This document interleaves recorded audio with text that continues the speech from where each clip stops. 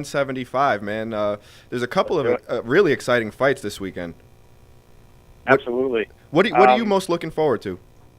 I mean, it's kind of rare that you get to see a card where there's two titles on the line, which is pretty cool. So you obviously got you got the champion Chris Weidman in the middleweight division. Will put his belt on the line against Lyoto Machida, who used to be the UFC champion in the light heavyweight division. So Lyoto's now dropping down. He's dropped down. He's had a couple fights at middleweight, which I think is more his natural weight class. He was a bit of an undersized light heavyweight.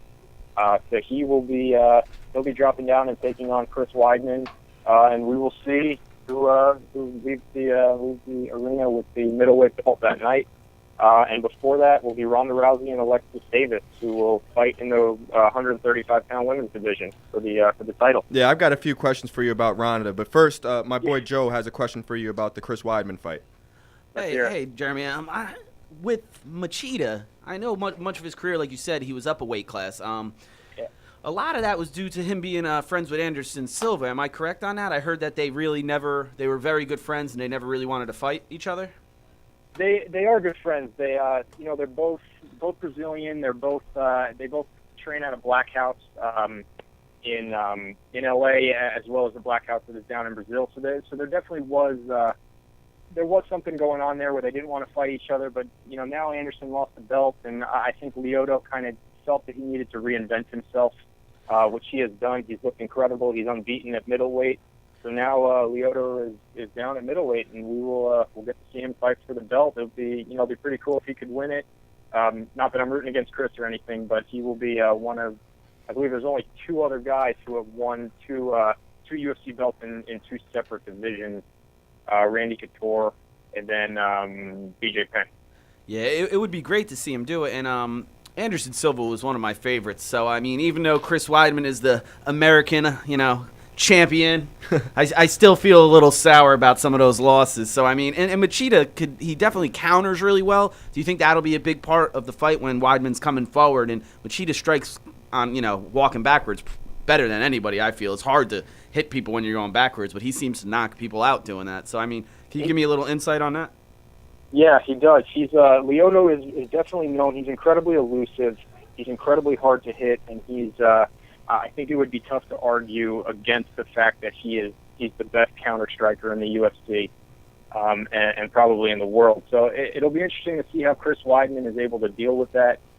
Chris is definitely going to need to push forward in this fight. If he lets Lyoto kind of settle in and fight him at range, I think it's going to be tough for anybody to beat Lyoto if they're just going to try to stand and trade kickboxing with him, because he's just that good of a striker. But I mean, what Chris has on his side is he is such a good wrestler, and even if Chris doesn't feel the need to get this fight to the ground, as long as he can threaten that takedown and get Lyoto thinking about other things other than just striking and standing on the feet and throwing punches and elbows and knees and everything that Lyoto is so good at, that's definitely going to cater to Weidman's game very well.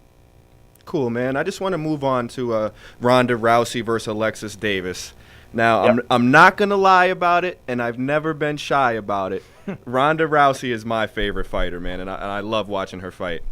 The Vegas line started out at minus 1,200. Does Alexis Davis even have a chance in hell in this fight? I think, first of all, a lot of people would agree with you that she's become a fan favorite for sure. Everybody's got a chance, especially in MMA. It's a little different from boxing in that way. It's very difficult to, I mean, you can never say definitively somebody's going to win a fight. I certainly would agree that Ronda is the heavy favorite, but there's so many ways to win. There's so many factors that come into it. And when you got 4-ounce gloves, it's a little different in the women's division. They haven't quite proven yet that they have the knockout power that the men do, especially in the higher weight classes. But yeah, man, it's an MMA fight. Anything can happen, and Alexis Davis is very talented. If I had to put my money on someone, it would certainly be Ronda, but you can never really count anybody out in this sport because anything can happen. So let me ask you this. If Alexis Davis was to beat Ronda Rousey, what does she have to do? What does she have to avoid, and what does she have to take advantage of? Ronda is known for her judo. She was an Olympic judoka. kind of how she got into martial arts. She's been doing that since she was very, very young. Her mom was also an incredibly talented judo player. So Ronda is very, very dangerous when it comes to grappling. Specifically, I think that Alexis really needs to stay off the cage, because if she gets into those tight quarter combat situations with Ronda, I don't think that Alexis has the hips and the wrestling ability to be able to counteract Ronda's ability to use leverage just from all that judo work. So I think that Alexis is really going to need to move around in this fight. I think that she's going to need to maybe not threaten the takedown, but she's not going to be able to just come in there and just box with Ronda or just throw kicks. She's really going to have to mix things up. She's going to have to keep Ronda on her toes, because if Ronda gets settled in, if she's able to pin her up against the cage, I think Ronda will be able to get her to the ground with her judo. And once Ronda's on top, I just don't see anybody being able to have an answer for her. Right. I mean, Ronda Rousey has really taken the UFC by storm since she's come. I mean, what is it about Ronda Rousey that makes her so dominant? Does she just train harder than everybody else, or is it just something in her DNA that makes her special? It's definitely a combination of those two. I mean, first of all, her work ethic is second to none. But she is definitely not the only one of these fighters that's training hard. These people are all putting their bodies on the line every day in the gym. They all train incredibly hard. I think it's just, she's incredibly skilled, obviously. She's an incredible athlete.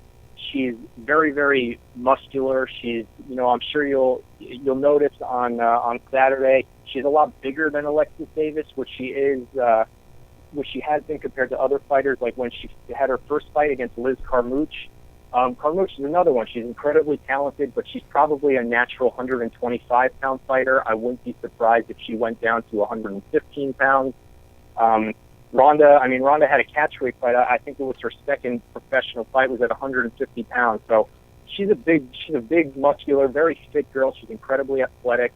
And the other thing with the women that I've noticed is that, along with Ronda being so technical, she's just mean. I mean, she just doesn't put up with anything. She doesn't give you anything in the cage, even more than these other women do. And these other women don't give you anything either. But Ronda really she does not put up with anything. If you're giving her any trouble, she's just that competitive and that mean and aggressive in the cage that she's just incredibly hard to deal with.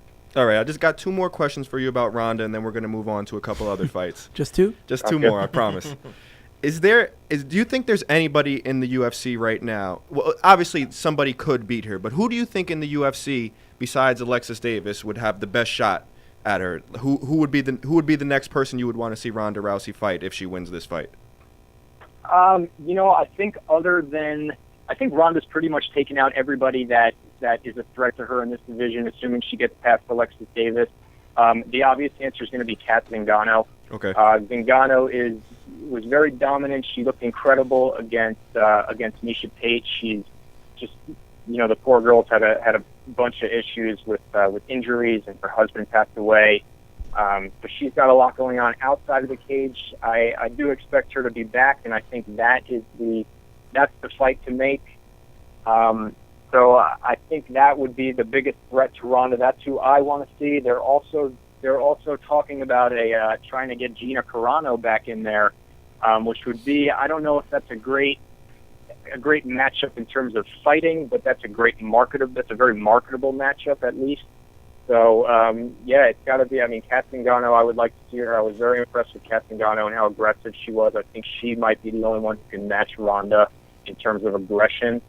So that would be the fight that I want to see, and I just, I feel very bad for Kat with everything she's got going on. So I hope to see her back in the cage. Right. Well, I mean, me personally, I think Ronda Rousey is the baddest woman on the planet. So, in all honesty, I mean, the one fight that everybody really seems to want to see is Chris Cyborg. Now, I understand it hasn't happened yet, and it may never happen. What's stopping that fight from happening, and who do you think would win if they did fight? I think the problem with Cyborg is that she hasn't yet proven that she's able to make 135 pounds safely, which is a big concern for Dana White, who's obviously the president of the UFC. So I think for him, he needs her to start getting down to that 135-pound limit. She's got to win some fights. She's got to be impressive, and then they'll be able to talk.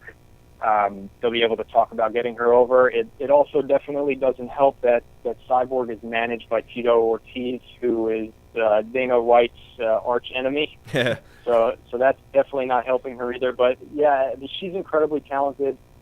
She actually just lost a Muay Thai fight, but totally different sport.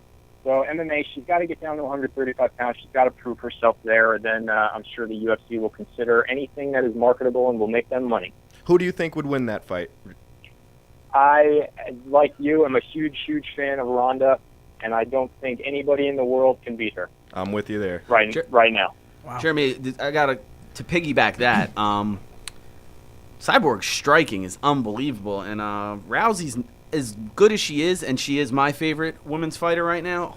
I mean, if they did a catchweight fight so it was a little safer for Cyborg, because I know she's had the weight problems and, like you said, the past affiliation with Tito, although I wasn't sure. Maybe you could tell me if it was – I thought she tried to, get out of that management situation just so a possibility of having a UFC fight.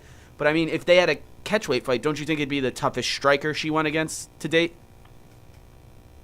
I do. I do think that Cyborg is incredibly dangerous, and I think that if you're going to criticize anything about Ronda, it's that her striking is limiting. Like we kind of discussed before, she started off with judo. She actually was discussing recently how her boxing coach at first they only started on footwork, and then they only started throwing jabs and straight punches. And this fight against Alexis Davis is kind of the first fight where she's going to be able to, I think, really showcase that she has a full arsenal of strikes. So I think this fight is going to be very telling in how she would match up with a person like Cyborg.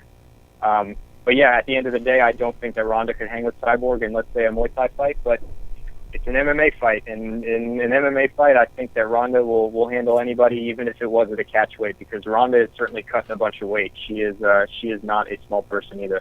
Wow. Okay, and my last question from me was, one of my favorite fighters throughout watching UFC was Uriah Faber, and even his earlier days before the UFC.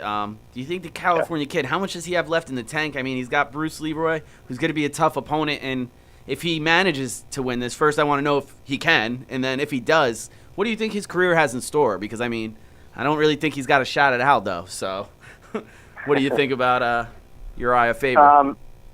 Well, first of all, I definitely do think he can win this fight, and I would certainly put my money on him in this fight. He should be the heavy favorite. Alex Caceres, Bruce Leroy is in a very good position in this fight, because I don't think many people expect him to beat you could almost call Faber a legend in the sport. So Caceres is very dangerous, but I do think that Faber will win this fight. I think that if Caceres is giving him any trouble on the feet, that Faber has the wrestling ability to take the fight to the ground and control him on top, which I do not think Caceres can stop, or I don't think Caceres can get on top of Faber if he wants. So I do think this is a fight that Faber can win. In terms of what's next for him, Faber's in a bit of an odd situation. He's in, I would call it a similar situation to heavyweight Junior Dos Santos. I think Dos Santos is clearly the second or, third best guy in that division, but because he's fought and lost to Cain Velasquez twice, they can't really market another fight with Cain. So as long as Cain's the champ, Junior's stuck in kind of that same situation. Faber's in a similar situation. He already lost to Jose Aldo. That was a featherweight. He's now a bantamweight. He already lost to Renan Barao, which was at bantamweight. His teammate at Team Alpha Male, TJ Dillashaw, just beat Renan Barao. So now he's got a teammate who's the champ. So you never know what's going on when friends and teammates are fighting. I think those two would fight if the money is right. But I think at the end of the day, Faber is in a spot where he's going to keep getting matched up with guys who he can beat.